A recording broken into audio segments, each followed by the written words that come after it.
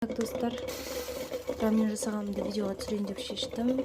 Танысып қойыңыздар. Бұл менің рамен жасайтын ыдысым, любимый. Осы ыдысқа рамен жасаймын, бірақ бірінші мен бұл ыдысқа жұмыртқаны қайнатып аламын, потому что жұмыртқамен раменді жеген өте дәмді болады. Ары қарай қазір жұмыртқа қайнап қалсын, раменді жасаймыз. Қамыз пісті. Ыдысты шайып жібердім, жеңіл желпі. Енді ішіне су құйдым. Енді осы су қайнасын. Су қайнағаннан кейін раменнің приправаларын саламыз. Қайнады. Бірінші қосатын приправамыз мынандай овощтары. Бірінші осыны салып аламыз и қайнатып аламыз. Көп уақыт қайнатпаймыз. Так, бір 30 секундтай тұрғаннан кейін қызыл ащысын саламыз. Вот, ащысын саламыз. Бәрін самаңыздар, потому что бұл өте ащы. А егер ащы жей алсаңыздар, конечно, салуға болады. Енді қайнатамыз. Көп қайнатпаймыз, примерно 1 минуттай қайнайды.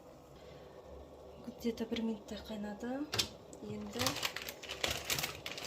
лапшасын саламыз. Саламыз. Қазір өзі еріп,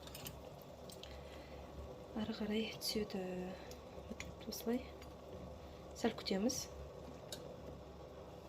Вот. Осылай. Енді қайнасын.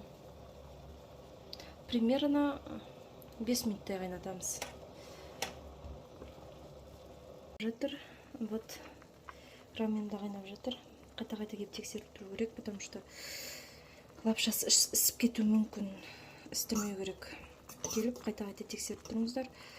Мен сәл суын көбірек еттім, потому что қазір грипповать етіп жатырмын. Осының ащы сорпасымен осыны ішсең, тамақтарың ауырып жатса, өте жақсы әсері болады. Дайын болды. Вот, осындай рамен дайындалды.